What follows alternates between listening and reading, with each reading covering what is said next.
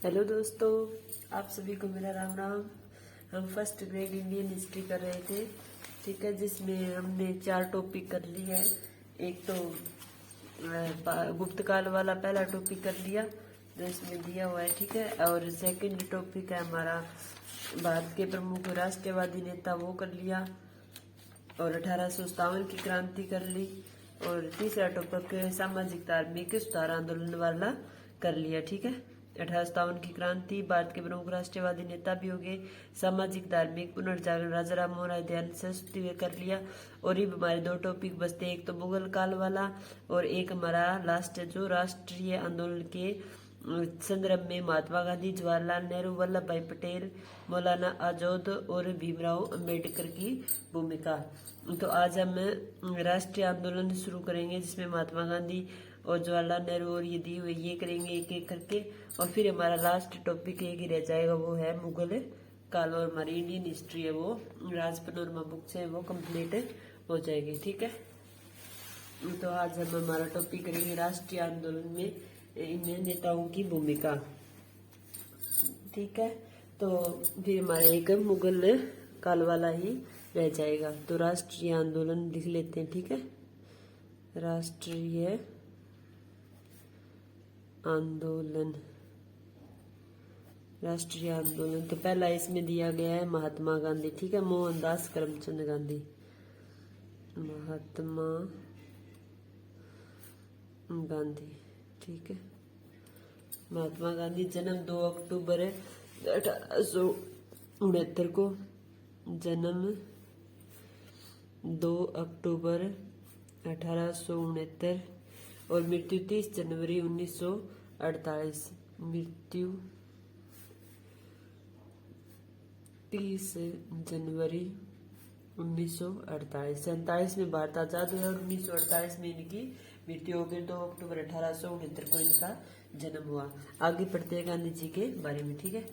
देश में इस समय 1909 का अधिनियम में बताया गया है गांधी के आगमन के बारे में। विदेश में उस समय 1909 का अधिनियम, बंगाल विभाजन रद्द, क्रांतिकारी आंदोलन, प्रथम विश्व युद्ध, लखनऊ समझौता, होम रूल आंदोलन में उबल रहा था। इन्हीं हालात में महात्मा गांधी एक जन नेता के रूप में सामने आए। महात्मा गांधी का नाम मोहनदास करमचंद गांधी था। महात्मा गांधी का जन्म 2 अक्टूबर 1869 को गुजरात के पोरबंदर में हुआ, ठीक है। कहाँ हुआ? गुजरात के पोरबंदर में हुआ। इनके पिता करमचंद गांधी राजकोट रियासत के दीवान थे, ठीक है। पिता कौन थे? करमचंद गांधी राजकोट रियासत के दीवान, राजकोट रियासत के दीवान, ठीक है। आगे दिया हुआ है इनकी माता का नाम पुतली बाई, माता, इनकी माता का नाम पुतली बाई, पुतली बाई। और इनका विवाह कस्तूरबा से हुआ, विवाह है कस्तूरबा से। आगे दिया हुआ 1887 में महात्मा गांधी उच्च शिक्षा प्राप्त करने के लिए इंग्लैंड गए। उच्च शिक्षा कहाँ से प्राप्त की? इंग्लैंड। उच्च शिक्षा 1887 में इंग्लैंड, 1887 में इंग्लैंड गए, ठीक है। इंग्लैंड गए। इंग्लैंड में कानून की शिक्षा प्राप्त कर 1891 में भारत वापस आए। यहाँ पर किसकी शिक्षा प्राप्त की? कानून की शिक्षा, कानून की शिक्षा, ठीक है। और भारत वापस कब आए? 1891 में, 1891 में भारत वापस आए, ठीक है। वापस नहीं आता, वापस होता है, ये शुद्ध शब्द में भी आता है, वापस आए, ठीक है, वापस आए। आगे दिया हुआ है इन्होंने बम्बई में वकालत की और 1893 में एक फारसी फर्म दादा अब्दुल्ला एंड कंपनी में एक मुकदमे के संबंध में दक्षिण अफ्रीका गए। इन्होंने वकालत कहाँ की? बम्बई में, बम्बई में वकालत की। आगे दिया हुआ है, अफ्रीका कब गए? 1893 में। दक्षिण अफ्रीका, दक्षिणी अफ्रीका 1893 में फारसी फरम के मुकदमे में गई। 1893 में पारसी फरम दादा अब्दुल्ला एंड कंपनी के एक मुकदमे के संबंध में गए,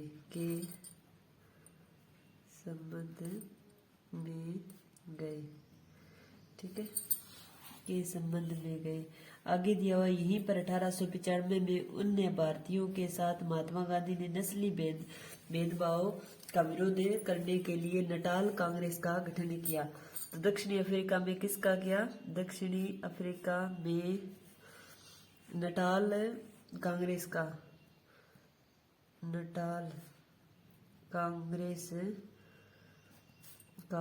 गठन।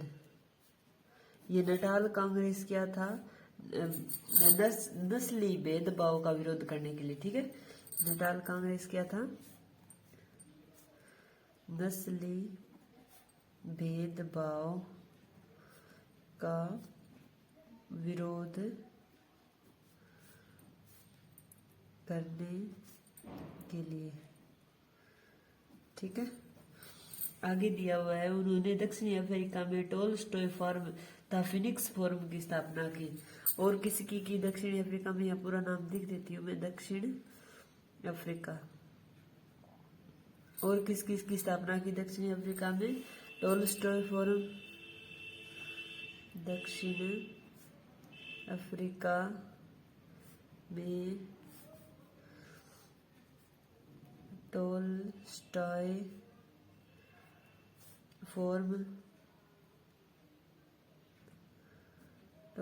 फोरम व फिनिक्स फोरम की स्थापना की। वह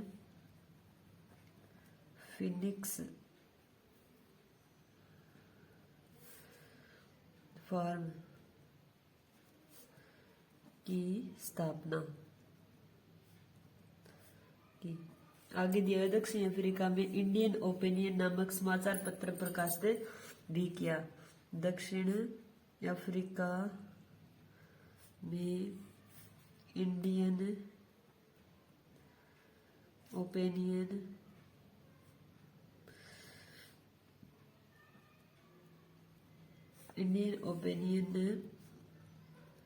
समाचार पत्र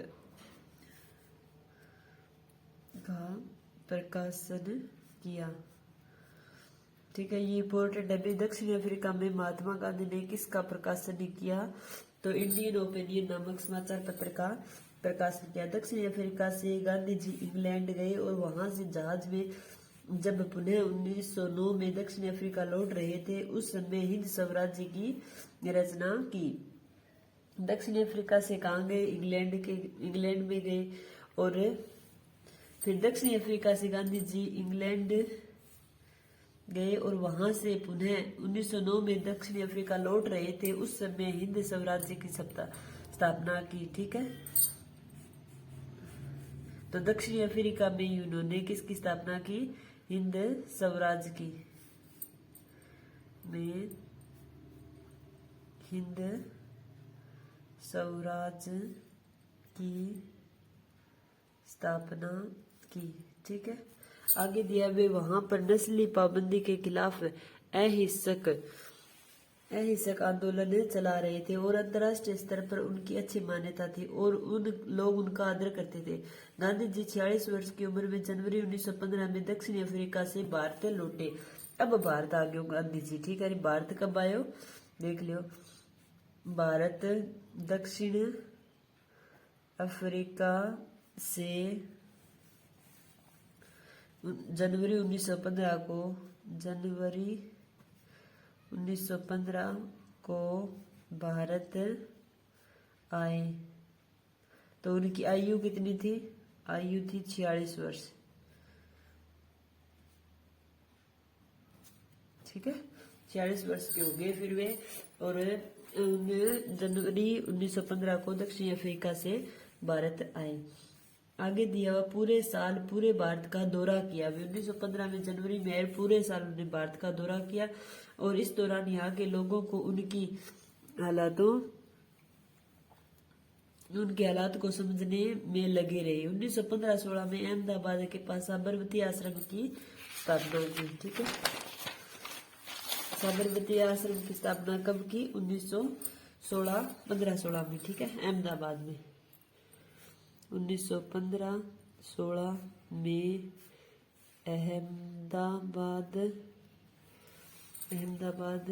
में साबरमती आश्रम की स्थापना की। ठीक है, आगे दिया है गांधी जी की पहली महत्वपूर्ण सार्वजनिक उपस्थिति फरवरी 1916 में बनारस हिंदू विश्वविद्यालय के उद्घाटन समारोह में हुई। उनके शुरुआती प्रयास चंपारण, खेड़ा और अहमदाबाद के स्थानीय आंदोलन के रूप में सामने आए। इन आंदोलनों के माध्यम से उनका राजेंद्र प्रसाद व वल्लभ भाई पटेल से परिचय हुआ। तो सर्वप्रथम उन्होंने कब आई, उनकी उपस्थिति लोगों को कब पता चला? 1916 में बनारस हिंदू विश्वविद्यालय का उद्घाटन किया। ठीक है, 1916 में बनारस हिंदू विश्वविद्यालय का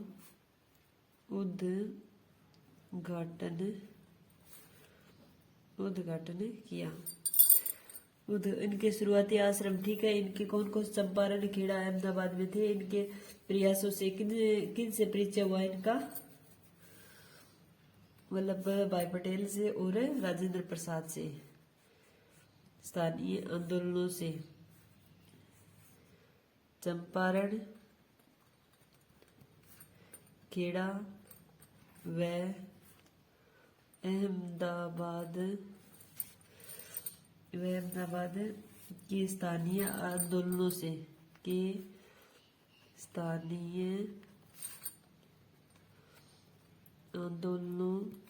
के माध्यम से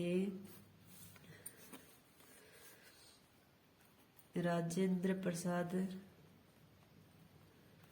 व वल्लभ भाई पटेल से परिचय। वल्लभ भाई पटेल से परिचय। ठीक है, आगे दिया गांधी जी किसान राजकुमार शुक्ल के निमंत्रण पर चंपारण गए। चंपारण किसके निमंत्रण पर गए ये लिख देते हैं। ठीक है, चंपारण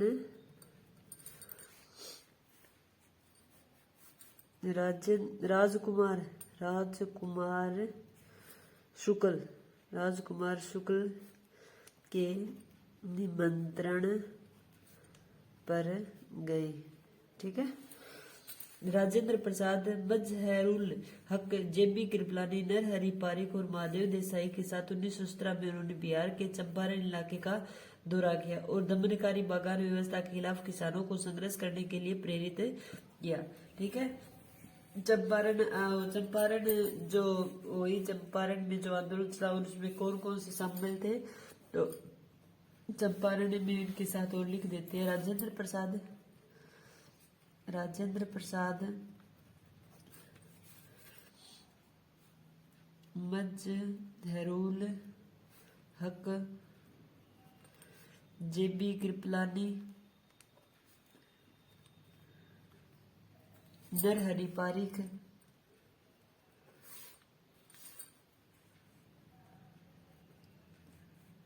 वह महादेव देसाई 1917 में बिहार के चंपारण दौरे में शामिल थे। 1917 में बिहार के चंपारण दौरे में शामिल थे। ठीक है, शामिल थे। आगे दिया हुआ है 1918 में उन्होंने गुजरात के खेड़ा जिले के किसानों की मदद के लिए सत्याग्रह को आयोजन किया। ठीक है, गुजरात के खेड़ा जिले में सत्याग्रह कब आयोजन हुआ? 1918 में। 1918 में गुजरात के खेड़ा जिले में सत्याग्रह, ठीक है, में सत्याग्रह का आयोजन किया। फसल खराब हो जाने और प्लेग की महामारी के कारण खेड़ा जिले के किसान लगान चुकाने में की हालत में नहीं थे और वे चाहते कि लगान वसूली में ढील दी जाए। तो 1918 में अहमदाबाद में उन्होंने मिल मजदूरों की हड़ताल पर सफलतापूर्वक नेतृत्व किया। मिल मालिकों ने 35% महंगाई कम कर दी। ये तीनों बताई हुई भी चंपारण, खेड़ा, अहमदाबाद। चंपारण वाला हो गया, फिर गुजरात के खेड़ा जिले में भी फसलों की खराब प्लेग के कारण उन्होंने शुरू किया और अहमदाबाद में मजदूरों की हड़ताल का नेतृत्व किया। 1918 अहमदाबाद में मजदूरों की हड़ताल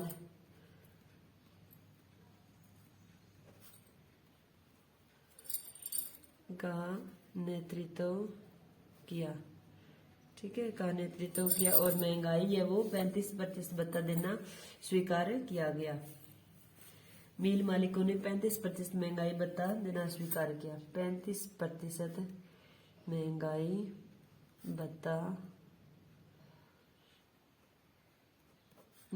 भत्ता देना स्वीकार। ठीक है, आगे दिया हुआ रोलेट एक्ट। 10 सितंबर 1917 को ब्रिटिश उच्च न्यायालय के न्यायाधीश सिडनी रोलेट की अध्यक्षता में एक राजद्रोह यानी सेडिशन कमेटी की गठित किया गया। इसने अप्रैल 1918 में अपनी रिपोर्टें प्रस्तुत की। रोलेट सत्याग्रह कब हुआ? तो लिख देते हैं 10 सितंबर 1917 को सर सिडनी रोलेट की अध्यक्षता में एक कमेटी गठित है। ठीक है, 10 सितंबर 1917 को सर सिडनी रोलेट की अध्यक्षता में एक कमेटी गठित है और अप्रैल 1918 में अपनी रिपोर्ट प्रस्तुत की। अप्रैल 1918 में अपनी रिपोर्ट प्रस्तुत की। ठीक है, इस समिति की सिफारिश के आधार पर बिल केंद्रीय विधानसभा में प्रस्तुत किया गया। भारतीयों के विरोध के बाद भी 19 मार्च 1919 को यह कानून पास हो गया। कानून पास कब हुआ? 19 मार्च 1919 को यह कानून पास हो गया। भारतीयों के विरोध करने के बाद भी, विरोध के बावजूद। ठीक है, 19 मार्च 1919 को रोलेट एक्ट कब पास हुआ? 19 मार्च 1919 को रोलेट एक्ट पास हुआ। भारतीयों ने इसका विरोध किया और 10 सितंबर 1917 को सर सिडनी रोलेट की अध्यक्षता में एक कमेटी गठित हुई। अप्रैल 1918 में इसने अपनी रिपोर्ट प्रस्तुत की। ठीक है, ये अब आपको दिखाई दे गया होगा, पहले दिखाई नहीं दिया था। ठीक है, 10 सितंबर सिडनी रोलेट की अध्यक्षता में कमेटी और 19 मार्च 1919 को पास हो गया। यह कानून रोलेट एक्ट कहलाया। इस एक्ट के अंतर्गत किसी भी व्यक्ति को संदेह के आधार पर गिरफ्तार किया जा सकता है। उसे न कोई अपील, न कोई दलील और न कोई वकील का अधिकार था। इसे काला कानून कहा गया। ठीक है, इस एक्ट में क्या था? रोलेट एक्ट में तो लिख देती हूँ, इस एक्ट में किसी भी व्यक्ति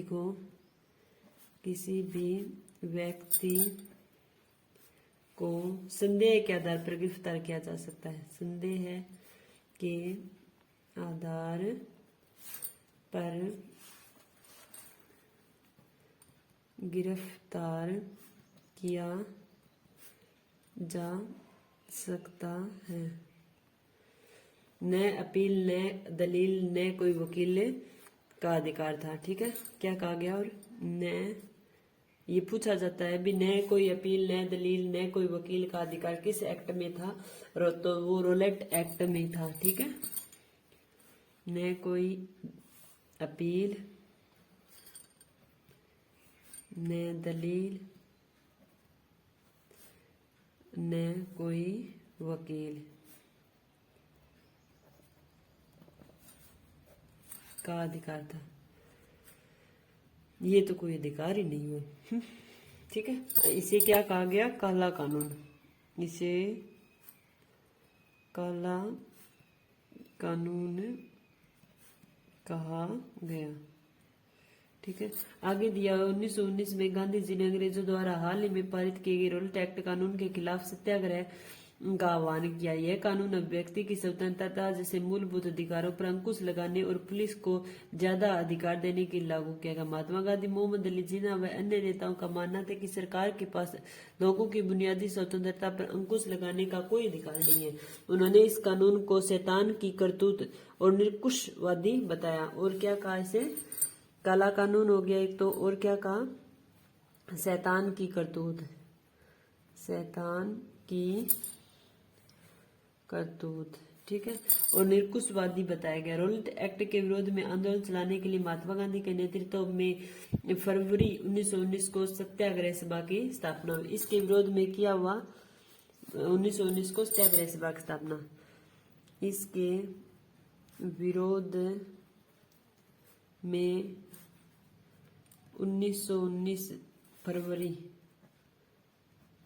1919 इसको सत्याग्रह सभा की स्थापना, ठीक है, की गई। गांधी जी ने लोगों से आह्वान किया कि इस कानून का विरोध करने के लिए 6 अप्रैल 1919 को अहिंसक विरोध दिवस के रूप में अपमान व याचना दिवस के रूप में मनाया जाए और हड़तालें की जाए। आंदोलन शुरू करने के लिए सत्याग्रह सभाओं का गठन किया गया। ठीक है, क्या कहा गया? अपमान व याचना दिवस अहिंसक विरोध दिवस के रूप में मनाया जाए। कब? 6 अप्रैल 1919 को अहिंसक विरोध दिवस के रूप में अपमान व याचना दिवस मनाया जाए। अपमान व याचना दिवस मनाया जाए। ठीक है, आगे दिया गया है रोलेट सत्याग्रह ब्रिटिश सरकार के खिलाफ पहला अखिल भारतीय संघर्ष था। हालांकि यह मोटे तौर पर शहरों तक ही सीमित था। अप्रैल 1919 में पूरे देश में जगह जगह पर जुलूस निकाले गए, हड़तालें की गई और सरकार ने इन आंदोलनों को कुचलने के लिए दमनकार रास्ता अपनाया।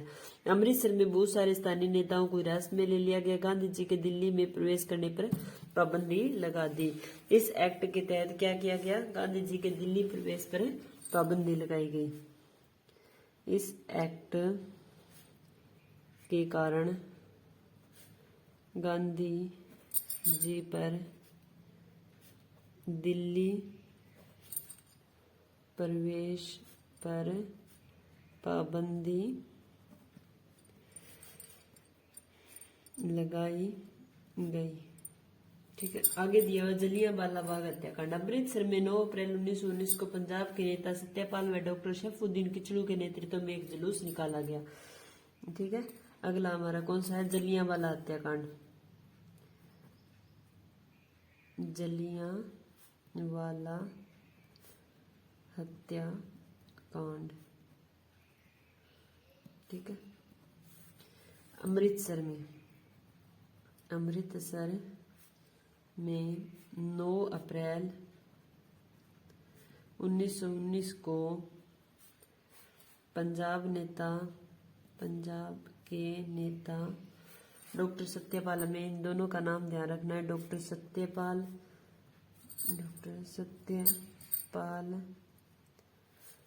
व डॉक्टर सैफुद्दीन किचलू के नेतृत्व में जुलूस निकला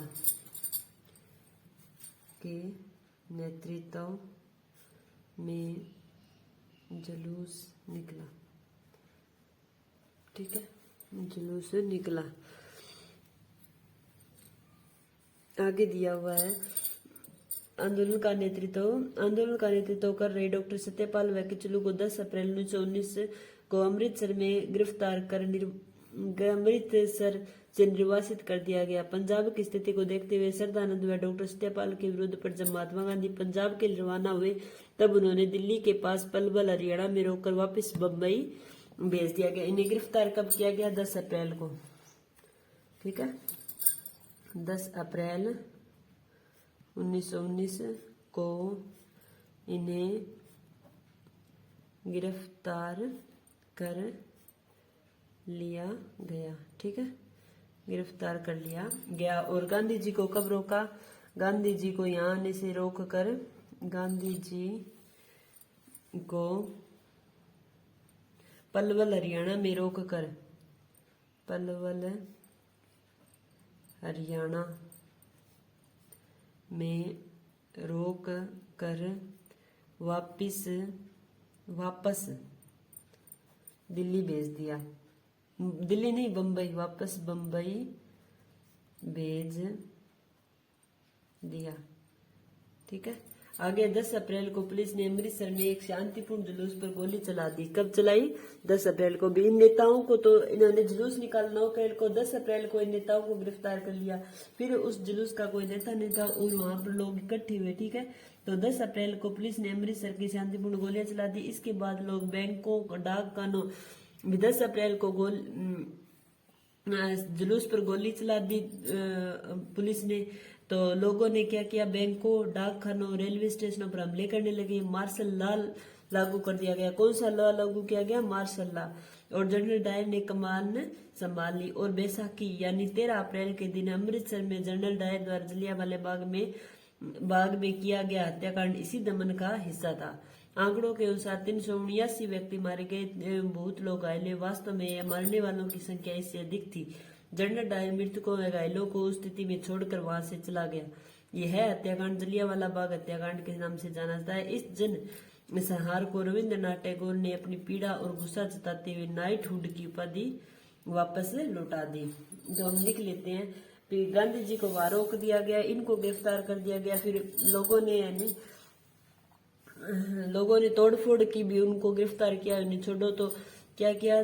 कौन सा कानून लागू किया गया? Martial law. कौन सा? आगे लिख देते हैं। ठीक है,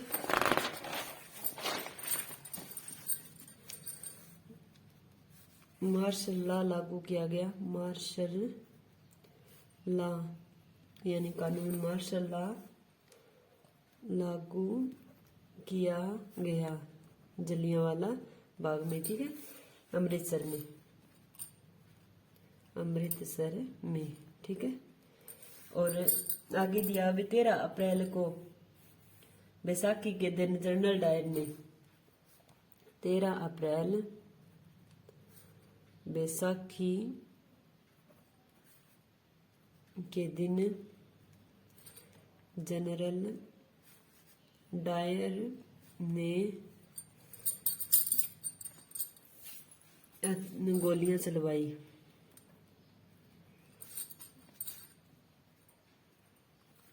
जिसमें भी आंकड़े तो इतने लिखे हैं पर व्यक्ति है वो बहुत ज्यादा लोग मारे गए। 379 व्यक्ति मारे गए व बहुत से घायल हुए।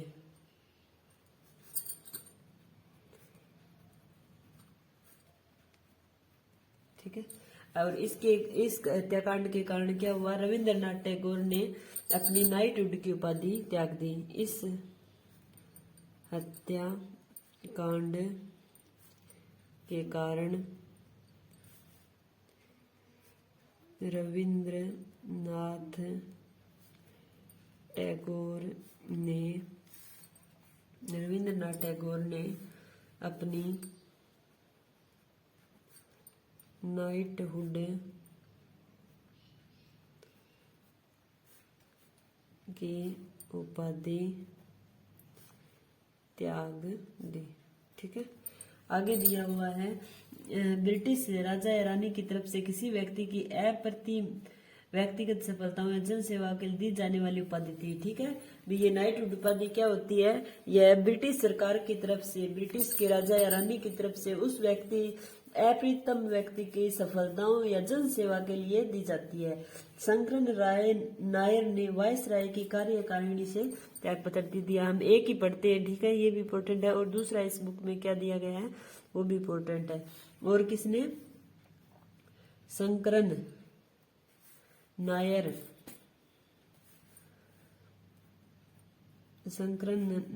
ने वाइस राय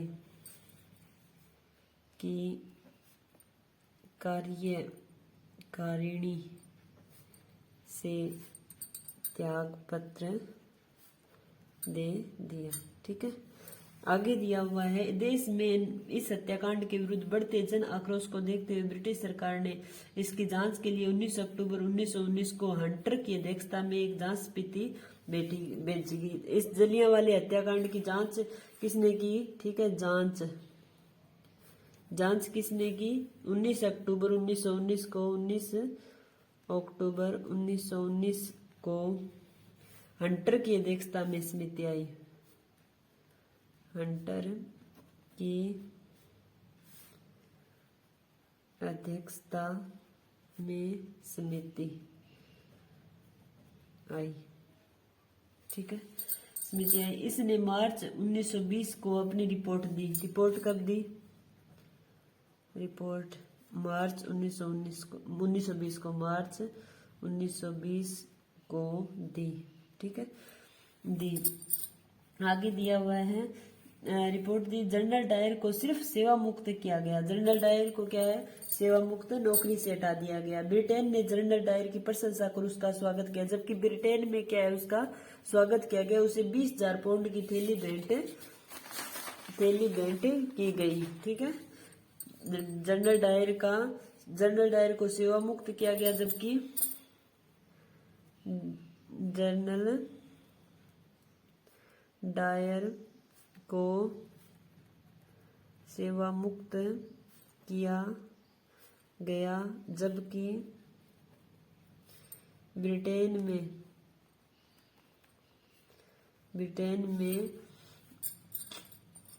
20,000 पाउंड की थैली दी गई, जबकि ब्रिटेन में उनका स्वागत व 20,000 पाउंड दिए गए। ठीक है, अब आगे देखते हैं क्या दिया हुआ है। दिए गए ब्रिटिश संसद हाउस ऑफ लॉर्ड्स में जनरल डायर के कारनामों को उचित बताया। ठीक है, ब्रिटिश संसद का नाम है ये, तो उसे क्या बताया गया? जनरल डायर के कामों को उचित बताया। किसने? ब्रिटिश संसद ने बताया। ब्रिटिश संसद का नाम क्या है? House of